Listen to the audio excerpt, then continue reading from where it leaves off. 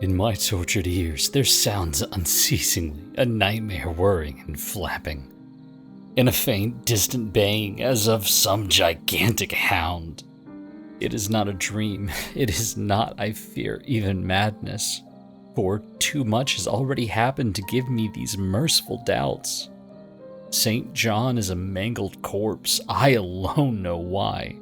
And such is my knowledge that I am about to blow out my brains for fear I shall be mangled in the same way. Down unlit and illimitable corridors of eldritch fantasy sweeps the black, shapeless nemesis that drives me to self-annihilation. May heaven forgive the folly and morbidity which led us both to so monstrous a fate. Wearied with the commonplaces of a prosaic world, where even the joys of romance and adventure soon grow stale, St. John and I had followed enthusiastically every aesthetic and intellectual movement with promised respite from our devastating ennui. The enigmas of the symbolists and the ecstasies of the pre-Raphaelites all were ours in their time. But each new mood was drained too soon of its diverting novelty and appeal. Only the somber philosophy of the decadents could hold us, and this we found potent only by increasing gradually the depth and diabolism of our penetrations.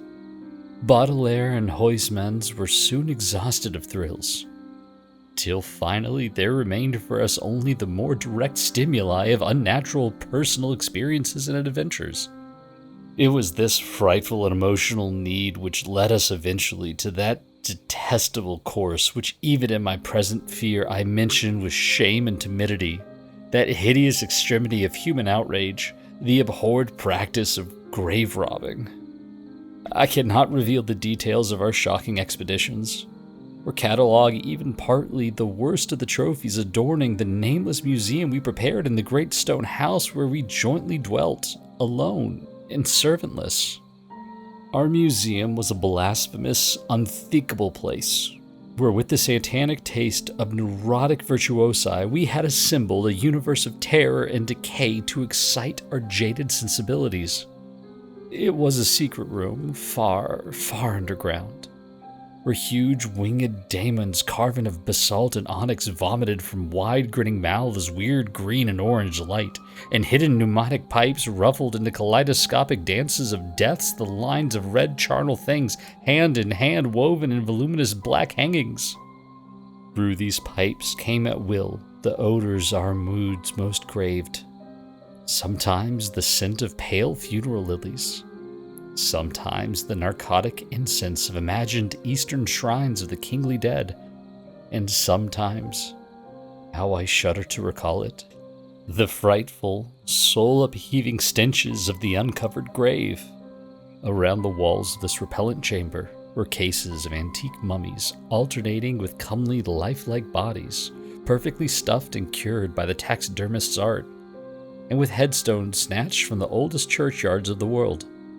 Niches here and there contained skulls of all shapes and heads preserved in various stages of dissolution. There one might find the rotting, bald pates of famous noblemen, and the fresh and radiantly golden heads of new buried children. The statues and paintings there were all of fiendish subjects, and some executed by St. John and myself. A locked portfolio, bound in tanned human skin, held certain unknown and unnameable drawings, which it was rumored Goya had perpetrated, but dared not acknowledge. There were nauseous musical instruments, stringed brass and woodwind, on which St. John and I sometimes produced dissonances of exquisite morbidity and chalcedonymical ghastliness, whilst in a multitude of inlaid ebony cabinets reposed the most incredible and unimaginable variety of tomb loot ever assembled by human madness and perversity. It is of this loot in particular that I must not speak. Thank God I had the courage to destroy it long before I thought of destroying myself. The predatory excursions on which we collected our unmentionable treasures were always artistically memorable events. We were no vulgar ghouls, but worked only under certain conditions of mood, landscape, environment, weather, season, and moonlight. These pastimes were to us the most exquisite form of aesthetic expression, and we gave their details a fastidious technical care. An inappropriate hour, a jarring lighting effect, or a clumsy manipulation of the damp sod would almost totally destroy for us that ecstatic titillation which followed the exhumation of some ominous, grinning secret of the earth. Our quest for novel scenes in piquant conditions was feverish and insatiate. St. John was always the leader, and he it was who led the way at last to that mocking, that accursed spot which brought us our hideous and inevitable doom. By what malign fatality were we lured to that terrible Holland churchyard? I think it was the dark rumor and legendary, the tales of one buried for 5 centuries, who had himself been a ghoul in his time, and had stolen a potent thing from a mighty sepulchre. I can recall the scene in these final moments, the pale autumnal moon over the graves, casting long, horrible shadows, the grotesque trees drooping sullenly to meet the neglected grass and the crumbling slabs, the vast legions of strangely colossal bats that flew against the moon, the antique ivied church pointing a huge spectral finger at the livid sky, the phosphorescent insects that danced like death fires under the yews in a distant corner, the odors of mold, vegetation, and less excitable things that mingled feebly with the night wind from over far swamps and seas, and worst of all, the faint, deep-toned baying of some gigantic hound which we could neither see nor definitely place. As we heard the suggestion of baying, we shuddered, remembering the tales of the peasantry, for he whom we sought had centuries before been found in this self-same spot, torn and mangled by the claws and teeth of some unspeakable beast. I remembered how we delved in this ghoul's grave with our spades, and how we thrilled at the picture of ourselves. The grave, the pale watching moon, the horrible shadows, the grotesque trees, the titanic bats, the antique church, the dancing death fires, the sickening odors, the gently moaning night wind, and the strange, half-heard, directionless baying, of whose objective existence we could scarcely be sure. Then we struck a substance harder than the damp mold, and beheld a rotting oblong box crusted with mineral deposits from the long, undisturbed ground. It was incredibly tough and thick, but so old that we finally pried it open and feasted our eyes on what it held. Much, amazingly much, was left of the object despite the lapse of 500 years. The skeleton, though crushed in places by the jaws of the thing that had killed it, held together with surprising firmness, and we gloated over the clean white skull and its long firm teeth and its eyeless sockets that once had glowed with a charnel fever like our own. In the coffin lay an amulet of curious and exotic design, which had apparently been worn around the sleeper's neck. It was the oddly conventionalized figure of a crouching winged hound, or sphinx with a semi-canine face, and was exquisitely carved in antique oriental fashion from a small piece of green jade. The expression on its features was repellent in the extreme, savoring at once of death, bestiality, and malevolence. Around the base was an inscription in characters which neither St. John nor I could identify, and on the bottom, like a maker's seal, was graven a grotesque and formidable skull. Immediately upon beholding this amulet, we knew that we must possess it, that this treasure alone was our logical pelf from the centuried grave. Even had its outlines been unfamiliar, we would have desired it, but as we looked more closely, we saw that it was not wholly unfamiliar. Alien it indeed was to all art and literature which sane and balanced readers know, but we recognized it as the thing hinted of in the forbidden Necronomicon of the mad Arab Abdul Azred. the ghastly sole symbol of the corpse-eating cult of Inaccessible Leng in Central Asia. All too well do we trace the sinister lineaments described by the old Arab demonologist. Lineaments, he wrote, drawn from some obscure supernatural manifestation of the souls of those who vexed and gnawed at the dead. Seizing the green jade object, we gave a last glance at the bleached and cavern-eyed face of its owner, and closed up the grave as we found it. As we hastened from that abhorrent spot, the stolen amulet in St. John's pocket, we thought we saw the bats descend in a body to the earth we had so lately rifled, as if seeking for some cursed and unholy nourishment. But the autumn moon shone weak and pale, and we could not be sure. So too, as we sailed the next day away from Holland to our home, we thought we heard the faint, distant baying of some gigantic hound in the background. But the autumn wind moaned sad and wan, and we could not be sure. Less than a week after our return to England, strange things began to happen. We lived as recluses, devoid of friends, alone and without servants in a few rooms of an ancient manor house on a bleak and unfrequented moor, so that our doors were seldom disturbed by the knock of the visitor. Now, however, we were troubled by what seemed to be frequent fumblings in the night, not only around the doors but around the windows also, upper as well as lower.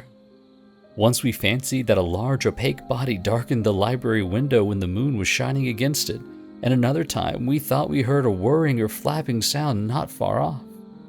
On each occasion, investigation revealed nothing.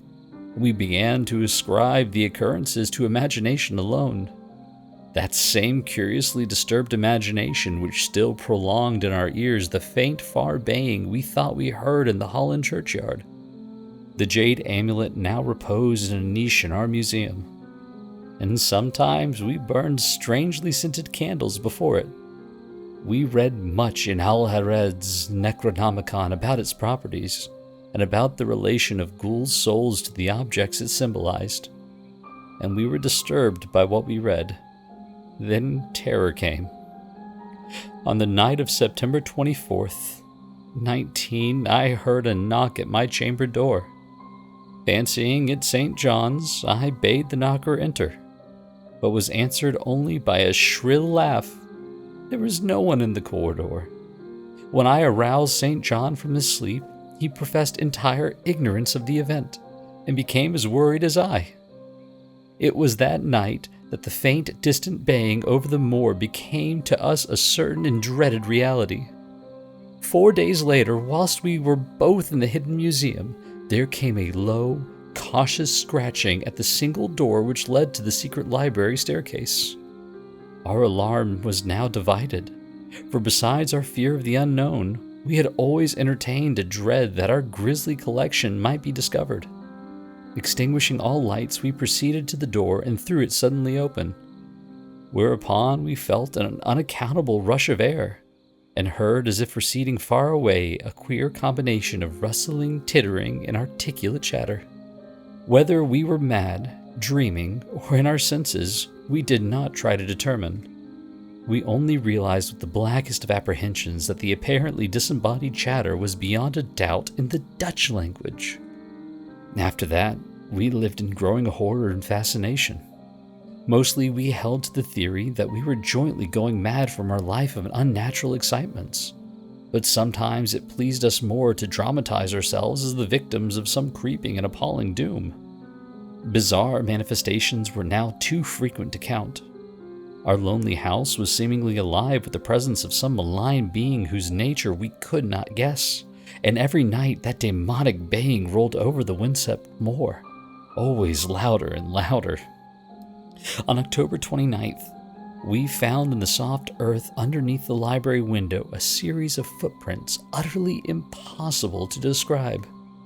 They were as baffling as the hordes of great bats which haunted the old manor house in unprecedented and increasing numbers.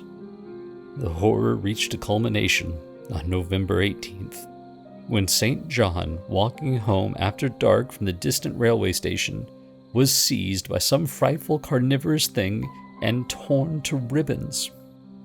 His screams had reached the house, and I had hastened to the terrible scene in time to hear a whir of wings and see a vague black cloudy thing silhouetted against the rising moon. My friend was dying when I spoke to him, and he could not answer coherently. All he could do was to whisper, "The amulet. That damned thing." Then he collapsed, an inert mass of mangled flesh. I buried him the next midnight in one of our neglected gardens, and mumbled over his body one of the devilish rituals he had loved in life. And as I pronounced the last demonic sentence, I heard afar on the moor the faint baying of some gigantic hound. The moon was up, but I dared not look at it. And when I saw on the dim-lit moor a wide nebulous shadow sweeping from mound to mound, I shut my eyes and threw myself face down upon the ground. When I arose trembling, I could not know how much later, I staggered into the house and made shocking obeisance before the enshrined amulet of green jade. Being now afraid to live alone in the ancient house on the moor, I departed on the following day for London, taking with me the amulet, after destroying by fire and burial the rest of the impious collection in the museum. But after 3 nights, I heard the baying again, and before a week was over, felt strange eyes upon me whenever it was dark.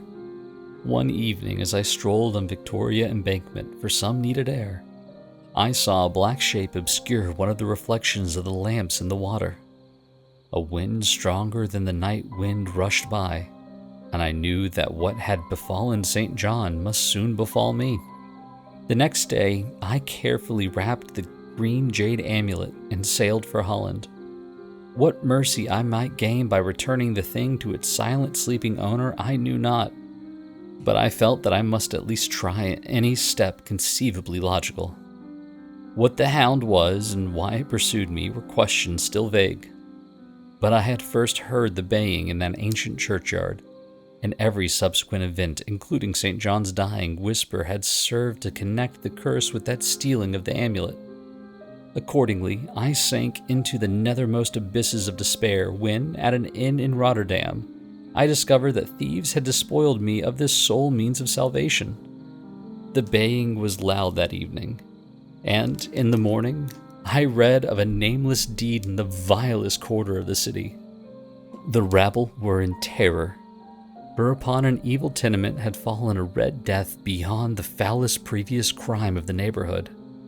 In a squalid thieves' den, an entire family had been torn to shreds by an unknown thing which left no trace, and those around had heard all night above the usual clamor of drunken voices a faint, deep, insistent note as of a gigantic hound.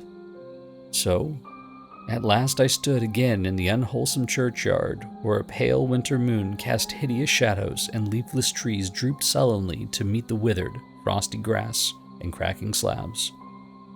And the ivied church pointed a jeering finger at the unfriendly sky, and the night wind howled maniacally from over frozen swamps and frigid seas. The baying was very faint now, and it ceased altogether as I approached the ancient grave I had once violated, and frightened away an abnormally large horde of bats which had been hovering curiously around it. I knew not why I went thither, unless to pray or gibber out insane pleas and apologies to the calm white thing that lay within. But, whatever my reason, I attacked the half-frozen sod with a desperation partly mine and partly that of a dominating will outside myself. Excavation was much easier than I expected, though at one point I encountered a queer interruption, when a lean vulture darted down out of the cold sky and pecked frantically at the grave earth until I killed him with a blow of my spade. Finally, I reached the rotting oblong box and removed the damp nitrous cover. This is the last rational act I ever performed, for crouched within that centuried coffin, embraced by a close-packed nightmare retinue of huge, sinewy, sleeping bats, was the bony thing my friend and I had robbed, not clean and placid as we had seen it then, but covered with caked blood and shreds of alien flesh and hair, and leering sentiently at me with phosphorescent sockets and sharp, ensanguined fangs yawning twistedly in mockery of my inevitable doom. And when it gave from those grinning jaws a deep, sardonic bay as of some gigantic hound, and I saw that it held in its gory, filthy claw the lost and fateful amulet of green jade, I merely screamed and ran away idiotically, my scream soon dissolving into peals of hysterical laughter. Madness rides the star wind, claws and teeth sharpened on centuries of corpses, dripping death astride a bacchanal of bats from night-black ruins of buried temples of Belial. Now, as the baying of that dead, fleshless monstrosity grows louder and louder, and the stealthy whirring and flapping of those accursed web-winged circles closer and closer, I shall seek with my revolver the oblivion which is my only refuge from the unnamed and unnameable.